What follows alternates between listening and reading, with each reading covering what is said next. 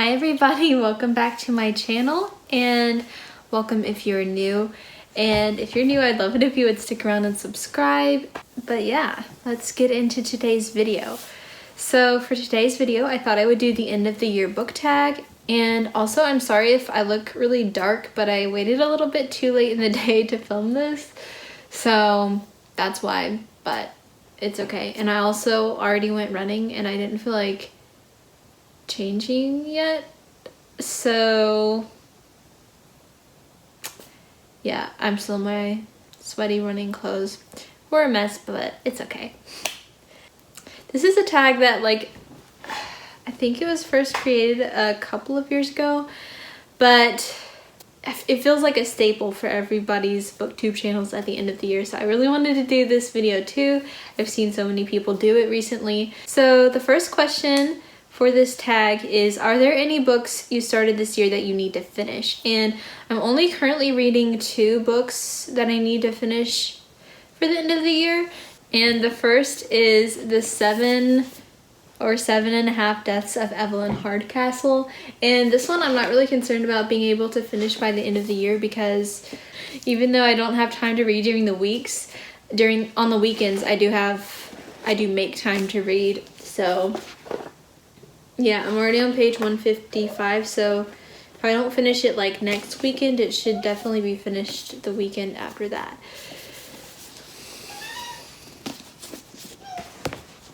And Autumn says she wants to give her input too. What you gotta say, baby? Yeah?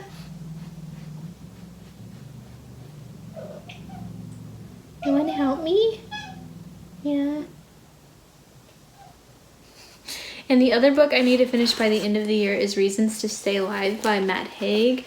And this one is a little bit more iffy. I'm only on page 30, but this is also nonfiction. I don't really read nonfiction a whole lot, but so far I'm absolutely loving this. I've already put like a ton of tabs in.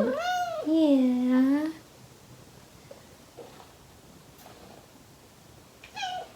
Yeah. Yeah. I've already put a ton of tabs in, but it is about his struggle with like depression and suicide. So for one thing, trigger warnings about that. I'm not really aware of any other trigger warnings about this yet because I'm only on page 30, but yeah, I've struggled with depression in the past, so this is really hard for me to read. So that's why I'm only on page 30. So I do want to finish this by the end of the year, but we'll see if that actually happens. So the next question is, do you have an autumnal book to transition into the end of the year? So I'm just gonna go with the cliche answer here because it's just so perfect, and that would be Harry Potter. And I feel like the earlier books kind of give me like fall vibes, and then the later books give me like winter vibes. So I honestly think this series is like perfect to transition between fall and winter. So I mean, I know it's a cliche answer, but you get what you get. Yeah, so I'm holding up the Deathly Hallows because I really need to read this, but I really want to finish it by the end of the year because yeah, if you haven't been on my channel yet, I did start a reread of the Harry Potter series last like September, and I still haven't finished it. I only had this one left, so I want to finish by the end of the year. The next question is there a new release that you're still waiting for? So there are not any new releases. I'm still waiting for their like release date to my knowledge, but I do have a couple of new releases that I still have yet to read, so I'm gonna just go with those. So the first one that I have is Capturing the Devil by Carrie Maniscalco, and this is the 4th book in the Stalking Jack the Ripper series, which I have been loving, so I can't wait to read the last book in the series, but I just haven't had a chance to read it yet. This did come out this year. And the other new release that I still have not read yet, but I want to read soon, is The Starless Sea by Erin Morgenstern. I recently reread The Night Circus, and I forgot how much I loved it, and I've been hearing phenomenal things about The Starless Sea, so I cannot wait to get to it. I'm so excited, but I might have to wait until after school so that I can like devote my time and energy solely to this. So we'll see how long it takes me to get to this. So the next question is, what are 3 books you want to read before the end of the year? So I have here, my first one is Finding Christmas by Karen Shaler?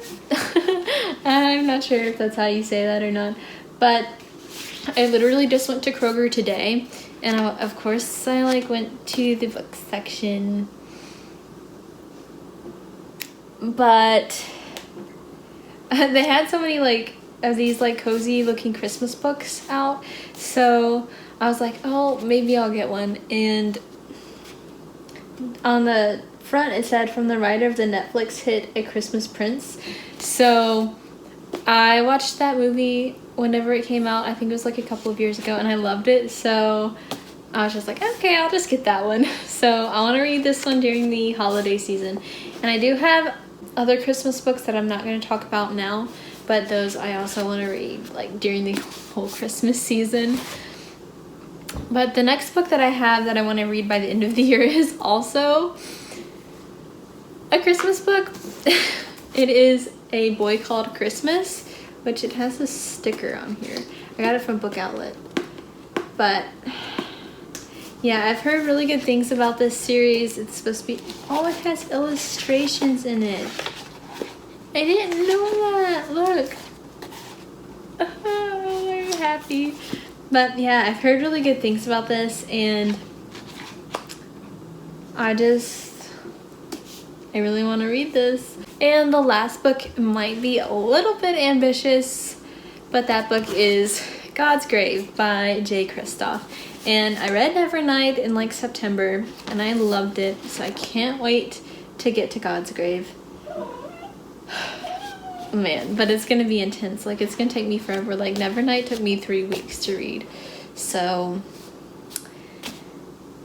I don't know what I'm getting myself into, but it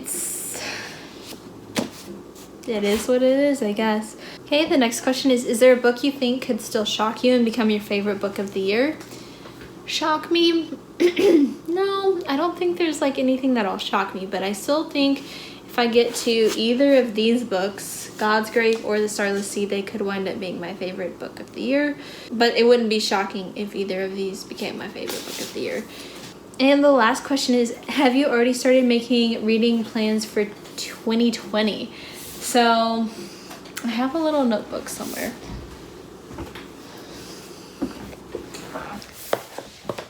I did start making reading plans. The main thing I did is like list out the books I wanted to read soon. Like, I have some listed in December, like God's Grave, those Christmas books, and a couple of other Christmas books, and Harry Potter, and Shadow and Bone. And then I listed some other books that I can read like intermittently, like when I have time or I'm in the mood to or something. So those books, like, I know that I wouldn't be able to get to all of them, so those are the ones like I literally wrote in here, fit in when/if I have time, or in January. So yeah, and I also did start making a shelf on Goodreads of my 2020 anticipated releases. So yeah, that's the plans that I have made for that. They're not really intense plans, but I mean, still plans. So yeah, so that's the end of the tag. It was really fun. I really enjoyed doing it. And so if you have not done it and you want to do it, then I would tag you to do it. Yeah, that's it. Thank you so much for watching, and I hope to see you in my next video. Bye!